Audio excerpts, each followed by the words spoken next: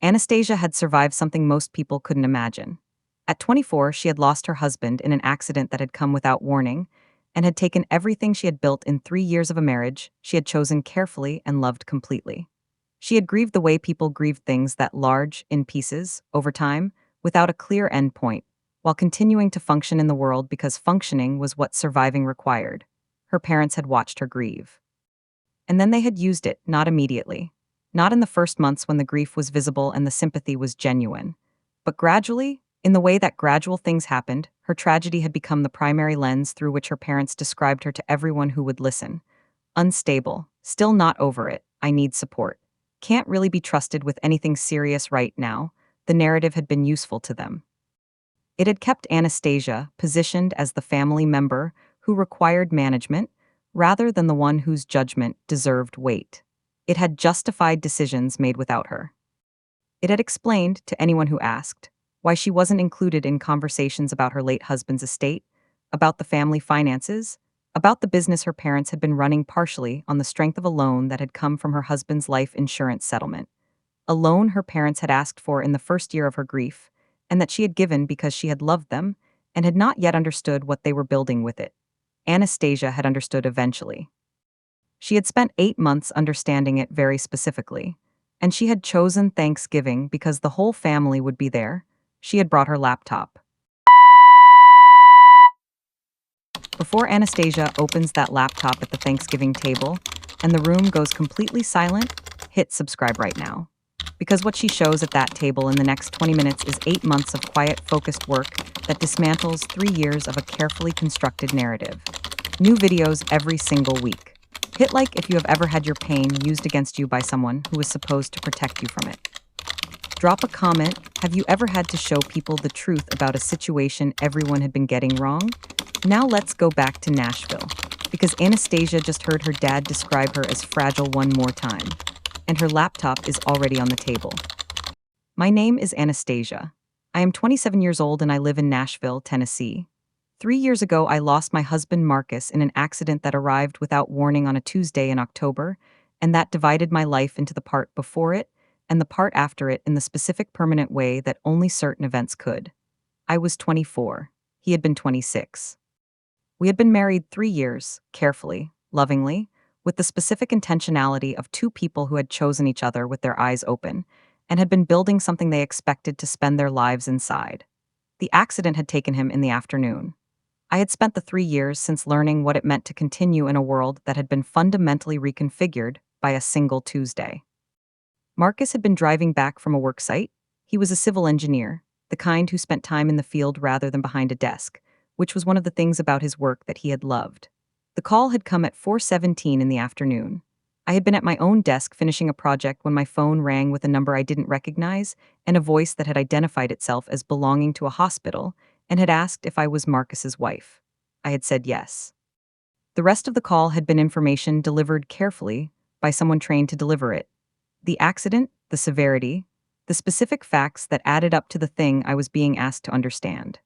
I had driven to the hospital with the specific focused attention of someone who had not yet processed what they had been told, because processing it would have required stopping, and stopping was not yet available to me. My parents had shown up the night of the accident, had been at the hospital when I arrived, had stayed through the hours that followed, had been present in the specific unconditional way that parents could be present when the situation was large enough to override everything else. The months that followed had been genuinely supported. My mom had stayed with me for 3 weeks, my dad had handled the practical things that needed handling, both of them had shown up for the specific unglamorous work of being with a person in the worst stretch of their life. I had been grateful without reservation. I had not yet understood that the support and the observation it enabled were going to be used for something other than my well-being. That understanding had taken longer to arrive. Gradual things always did. 8 months after Marcus died, my parents had come to me with a financial request, framed carefully, delivered with the specific warmth of people asking a favor from someone they loved and trusted to understand. They said the business was going through a difficult period. They said a stabilizing injection of capital would allow them to get through a short-term pressure without the business taking lasting damage. They said they would document it as a formal loan with repayment terms and that they would honor every term. They asked for $180,000 from the life insurance settlement that Marcus had left. I had said yes. The grief had been 8 months old, and the trust had been 27 years old, and the trust had been larger. I had given them the money. I had documented the loan. I had believed that the documentation was sufficient. I had learned over the following 2 years that a document's protection was limited by the willingness of the parties to it to honor what it said, and that willingness was something you assessed accurately only in retrospect. The loan repayment terms had not been met. The business stabilization that the money had been described as funding had not been the primary use of the funds. And the documentation, which I had trusted as a record of what had been agreed, had become instead a piece of paper whose existence had apparently created a false sense in my parents that the transaction had been formally concluded regardless of whether the terms were honored. I had not yet understood the full picture at the point when I had begun to notice these things. Understanding the full picture had required 8 months and a financial forensics accountant and an estate attorney and my own refusal to stop pulling the thread once I had found it. I had not known about the narrative while it was being constructed, which was its purpose, the specific utility of a story told about someone to everyone except the person it was about. My parents had been building it gradually across 2 years, not with dramatic declarations, but with the accumulating weight of consistent small references. She is still struggling. She is not quite herself yet. She needs support. She is fragile right now. Said at family gatherings I did not attend. Said to relatives who had then adjusted their understanding of me based on what they had been told. Said in the specific register of concerned parents describing a child who required careful handling, a register that communicated genuine love while constructing a picture that served a purpose other than my well-being. The narrative had kept me positioned as the family member whose judgment was compromised, and whose questions, if she ever thought to ask them, could be attributed to grief rather than accuracy. I had become aware of the narrative at a family gathering 18 months ago, a cousin's birthday party that had been small and informal enough that conversations had been genuinely candid. My cousin Lena had said something to me in the kitchen, had said it with the specific careful warmth of someone who believed they were being kind, about how glad she was that I seemed to be doing better, that the family had been so worried, that my parents had mentioned I was having a hard time managing things. She had said it with complete sincerity. She had said it based on what she had been told. I had looked at her and had understood in that kitchen that there was a version of me circulating in my family that I had not constructed and had not authorized, and that was serving a function I had not consented to. I had said thank you to Lena and had continued the conversation naturally. I had driven home and had sat at my kitchen table for a long time. Then I made a list. Anastasia had not gone looking for a financial forensics accountant immediately. She had spent 2 weeks after the birthday party conversation with Lena making a list and thinking carefully about what the list meant before she had taken any action. She had wanted to be certain that what she was preparing to investigate was worth investigating, that the narrative she had identified was connected to something real rather than to the ordinary family dynamics of people who worried too much and talked too freely. She had concluded that the loan documentation and the missed repayment terms were real and required accurate understanding regardless of anything else. She had found the accountant through a referral from her own financial advisor, a woman named Claire Huang, who had spent 15 years in forensic financial analysis and who had listened to Anastasia's initial summary without visible surprise. Claire had begun with the $180,000 loan, the documented transaction, the stated purpose, the repayment terms Anastasia had recorded. She had traced the funds from Anastasia's account through her parents' business accounts with the specific methodical attention of someone who understood that money left a trail, and that trails could be read accurately by people who knew how to read them. What she had found had not been complicated. The funds had entered the business account and had been distributed in ways that did not align with the business stabilization purpose that had been described to Anastasia when the loan was requested. A significant portion had covered personal expenses. A portion had been transferred to a separate account that was not part of the business's standard operating structure. The documentation of what the loan had actually funded was clear and complete. Claire had found 2 additional transactions while tracing the loan, transactions involving funds from Marcus's estate that Anastasia had not been aware of and had not authorized.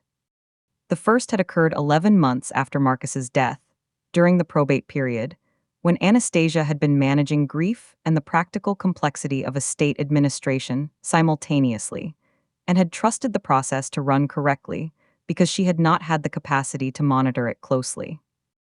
The second had occurred 4 months after probate closed, a transfer that had moved through a channel that had been structurally obscured enough to require Claire's specific expertise to identify and trace. Both transactions were documented. Both had source trails. Both had destination accounts that Claire had identified and recorded with the precision that made her findings defensible rather than merely suggestive. She had contacted the attorney who had handled Marcus's estate, a woman named Patricia Walsh, who had managed the probate process and who had been thorough and professional throughout. Anastasia had explained that she was conducting a personal review of all transactions involving estate funds and had requested a complete accounting. Patricia had provided everything she had: the full transaction record, the probate documentation, the communications from the period of estate administration. She had also, when Anastasia had asked specific questions about the two transactions Claire had identified, provided information that confirmed both had occurred, and that one of them had involved a representation to the estate that Patricia had accepted in good faith at the time, and that the documentation Anastasia now had suggested had not been accurate.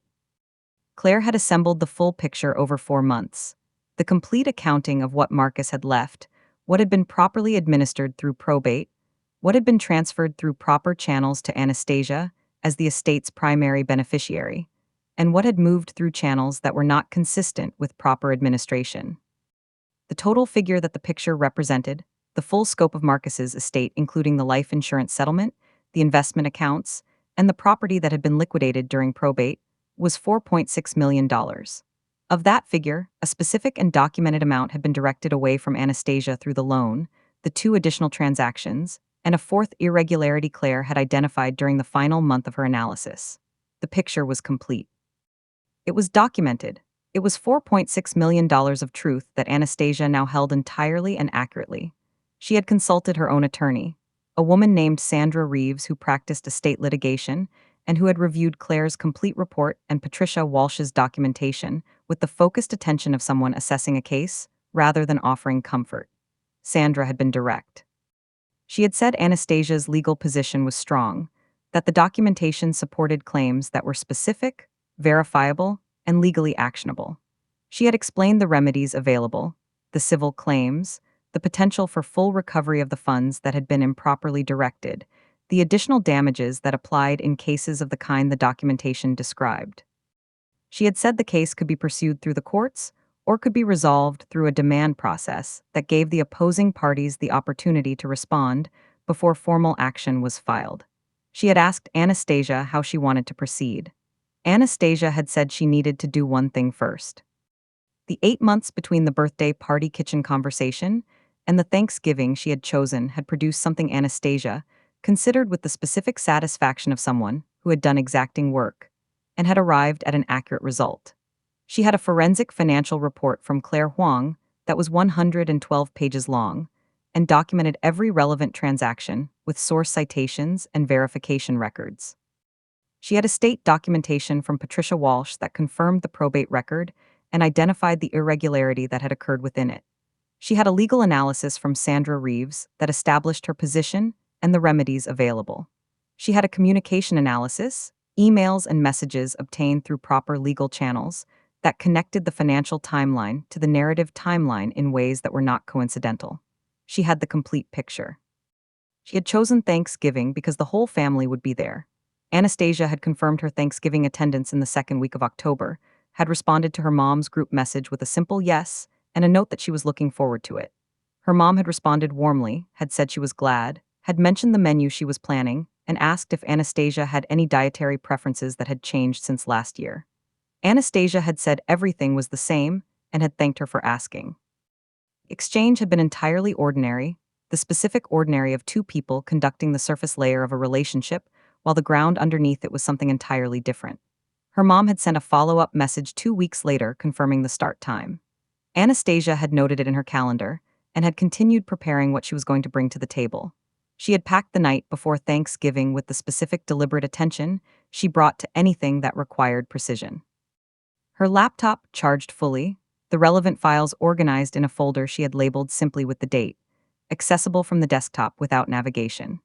The printed summary Claire had prepared a 4-page distillation of the full report designed to be readable by a non-specialist in under 10 minutes, which Claire had produced at Anastasia's request because she had understood that a 112-page report was not the right instrument for a Thanksgiving table. Sandra's letter, a single page on firm letterhead that stated Anastasia's legal position and the action that had been initiated. She had placed all 3 items in a document sleeve inside her laptop bag. She had zipped the bag and set it by the front door and gone to bed. She had driven to her parents' house on Thanksgiving morning through the specific quality of a holiday that had settled over Nashville, the lighter traffic, the particular domestic warmth of a city where most people were somewhere they had chosen to be.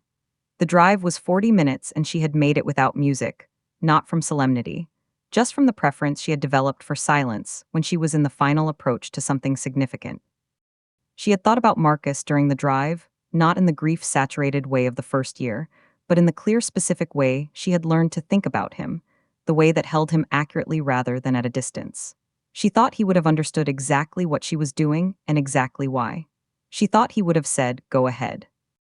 The meal had run its familiar course, the food her mom prepared with genuine care, the wine her dad selected with the specific pride of someone who considered himself knowledgeable about it, the conversation that moved through the established channels of a family gathering that had been doing this for enough years to have a rhythm. Her Aunt Carol had brought the same pie she brought every year. Her Uncle David had told the same story about his work that he told at most gatherings, updated with new details that kept it technically current. Her cousins had talked about their lives with the particular mixture of genuine update and social performance that family dinners produced. Anastasia had participated fully, had asked real questions, had laughed at the right moments, had been present in the room the way she had always been present in rooms. She had been waiting. Her dad had made the comment at 8:15. She had noted the time with the habit she had developed over 8 months of noting times that mattered. They had been between the main course and dessert, the table and the comfortable looseness of a meal that had gone well, when her dad had turned to her Uncle David and had said something about Anastasia in the specific third-person register he used when he was describing her to family members as though she were not present. He had said she was doing better, had said it with the warm, concerned emphasis of someone reporting progress on a patient, and had added that it had been a difficult few years and that the family needed to continue being patient with her. He had said patient. He had said it to her uncle while Anastasia was sitting 2 seats away. Her mom had added to it, had picked up the thread with the specific fluency of someone who had been co-authoring the same narrative long enough that the contributions came naturally. She had said that Anastasia was fragile in ways that weren't always visible, had said it with the genuine concerned tone, the one that communicated love while building the picture.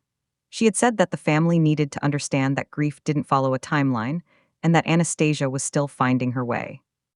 She had said it to the table generally, which meant she had said it to the aunt and 2 uncles and 3 cousins who had been receiving versions of this information for 2 years and who were now nodding with the specific understanding of people receiving confirmation of something they already believed. Anastasia had looked at the table. She had reached for her bag.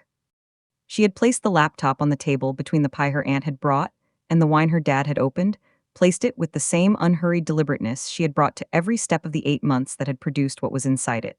The table had registered it the way tables registered unexpected objects, a brief collective pause, eyes moving to the laptop, and then to Anastasia, and then back to the laptop. Her mom had said, "What is that for?" Anastasia had opened the laptop and had looked at the table, at her aunt, her 2 uncles, her 3 cousins, her parents, and had said she had something she would like to share with the family. She had said she thought everyone deserved to have the complete picture since she had recently learned that the picture they had been receiving was incomplete. She had turned the screen so the table could see it.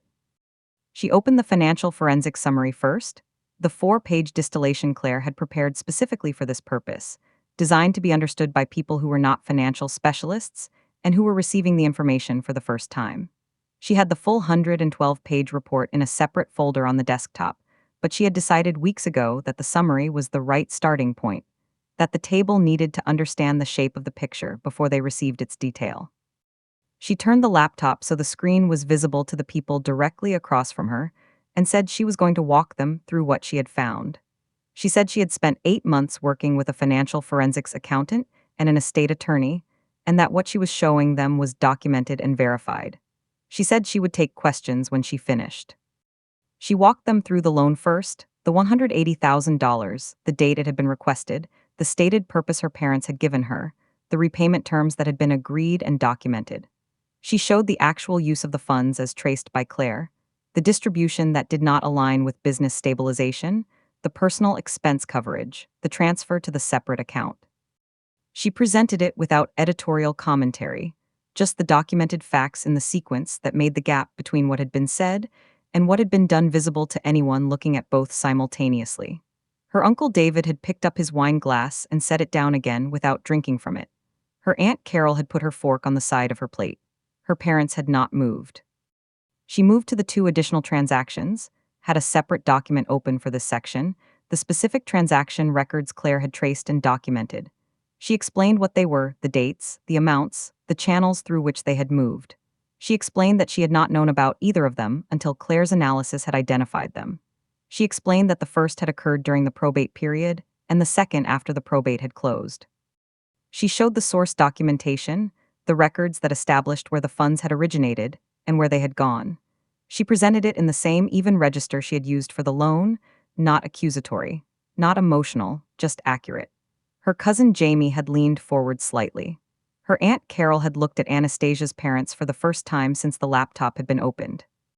She opened the estate accounting page, the full picture of what Marcus had left, assembled from the probate records and Claire's forensic analysis. She said Marcus had worked carefully and had built something significant, and that she had not fully understood the scope of what he had built until she had conducted this review. She walked the table through the total figure, $4.6 million, representing the life insurance settlement, the investment accounts, and the property that had been liquidated during probate. She showed what had been properly administered and distributed. She showed what had not. She showed the specific documented amount that had been directed away from her through the loan, the two additional transactions, and the fourth irregularity Claire had identified. She said the total represented by the documented irregularities, and she let the table sit with that number. She had prepared a single page that she considered the most important document in the folder, a timeline that placed the financial transactions alongside the narrative events, showing their relationship chronologically. She opened it and said she wanted the family to see something specific. She showed when each financial transaction had occurred. She showed when the narrative about her fragility and instability had intensified, the specific family gatherings, the documented conversations, the periods when references to her grief had become more frequent and more specific. She showed that the intensification of the narrative had tracked consistently with the periods of financial activity, that each time a transaction had occurred, the narrative had become more active in the months surrounding it.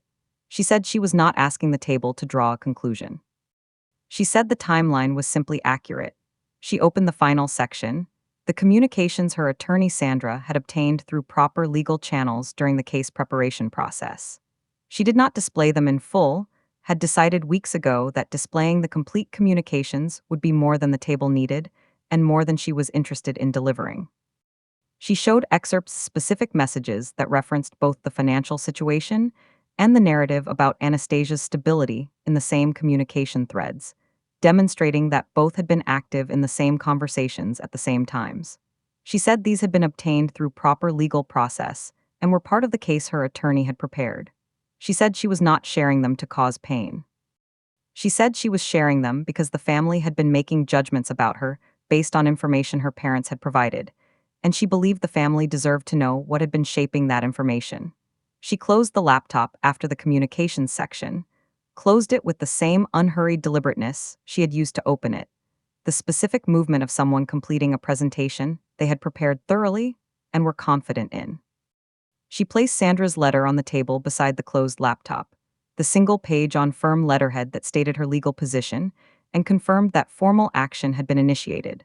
She looked at the table, at her aunt and her uncles and her cousins and her parents, and said she wanted the family to have the complete picture since they had been receiving an incomplete one for 2 years. She said she was not asking for anything from anyone at the table except accuracy.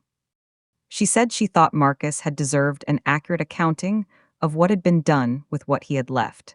Then she folded her hands on the table and waited. The table had gone quiet when Anastasia closed the laptop, the specific quiet of a room where significant information had just been delivered, and everyone present was processing it at their own pace and in their own way. Her Aunt Carol had her hands flat on the table. Her uncle David had pushed his wine glass slightly away from him in the unconscious movement of someone who had lost interest in the surface pleasantries of the evening. Her cousins had the particular stillness of younger people who had just understood that the adult world contained things they had not accounted for. The pie her aunt had brought was still on the table. Nobody had served it. The table that had been a Thanksgiving table 20 minutes ago had become something else, a room where the truth had arrived and was being received. Her dad spoke first, with the specific energy of a man who had been caught in something and was reaching for the framing that might contain it. He said the financial situation had been more complicated than the documents suggested, that there were contexts and histories that the report didn't capture, that the loan had been intended to be repaid, and that circumstances had made the timeline difficult. He said the estate matters were being mischaracterized. He said the family deserved to hear the full story rather than a one-sided presentation. He said it with the practiced confidence of someone who had been managing narratives successfully for 2 years and had not yet recalibrated to the fact that the person across the table from him had spent 8 months specifically preparing for this response. Anastasia let him finish. Then she placed Sandra's letter closer to the center of the table. Her mom had been looking at the table's surface since the laptop had closed, the specific avoidance of someone who was processing something internally and was not ready to look up. When she spoke, she directed her question at Anastasia rather than the room, said she didn't understand how Anastasia had found all of this, where it had come from, how she had known to look. Anastasia said she had spent 8 months working with a financial forensics accountant named Claire Huang and an estate attorney and her own attorney, and that the documentation had been assembled through proper professional channels over that period. She said Claire's full report was available if anyone wanted to review it. She said the summary on the laptop represented the findings accurately. She said 8 months of focused work by qualified professionals produced accurate results. Her Aunt Carol had been quiet through the entire exchange between Anastasia and her parents, had been watching with the specific attention of someone who was deciding what kind of person she wanted to be in this moment. She looked at Anastasia directly and asked, "What do you need from the family?" Not what Anastasia wants them to do about her parents. Not what were the next steps in the legal process. What did she need from the family? It was the first time anyone at a family gathering had asked Anastasia what she needed in 3 years, since before Marcus had died, possibly longer. Anastasia had looked at her aunt for a moment with the specific recognition of someone receiving something unexpected and genuine. She had said she was glad Carol had asked. Anastasia told her aunt and the table what she needed, said it clearly, and without the emotional performance that the moment might have justified, but that she had not prepared for because it was not what she was there for. She said she did not need sympathy or intervention or the family to take sides in a legal matter that her attorney was handling. She said what she needed was accuracy, for the people at the table to understand that the version of her they had been receiving for 2 years was not accurate and to adjust their understanding accordingly. She said she was not fragile and she was not unstable and she was not someone who required careful management. She said she was a 27-year-old woman who had lost her husband and had spent 8 months conducting a thorough and accurate investigation. She said she thought that deserved to be the description. Her parents had not spoken again, after her dad's initial response and Sandra's letter being placed at the center of the table. They had sat through Anastasia's answer to her aunt's question, and through the extended silence that had followed it, the specific silence of people who had built something over 2 years and had watched it be dismantled in 20 minutes by documentation they could not argue with. The narrative required a specific condition to function. It required the people receiving it to have no alternative information. Anastasia had given the table alternative information that was specific, sourced, and professionally verified. The narrative could not recover in a room where the timeline document existed and where Carol had asked the right question and received an accurate answer. Her parents sat with what the table now understood. The table understood it completely. Anastasia left her parents' house at 9:30, had said genuine goodbyes to her aunt and her cousins, had received a hug from Carol that had lasted longer than usual, and had carried something in it that felt like the beginning of a different kind of family relationship. She had not hugged her parents. She had said goodnight to the room, and had picked up her laptop bag from beside her chair, and had walked out through the same front door she had been walking through her entire life. She drove home through the Nashville evening with the specific settled quality of someone who had done something accurate and complete, and was now simply on the other side of it. Sandra's case was proceeding. Claire's report was filed. The table knew the truth. Marcus's estate was being properly accounted for by people whose job was to ensure that it was. She pulled into her apartment parking lot and sat in the car for a moment. She thought about Marcus, not with grief, just with love, the specific love that had survived everything that had happened since that Tuesday in October and had not required the narrative her parents had built to justify its existence. It had simply been real. It still was. She got out of the car and went inside.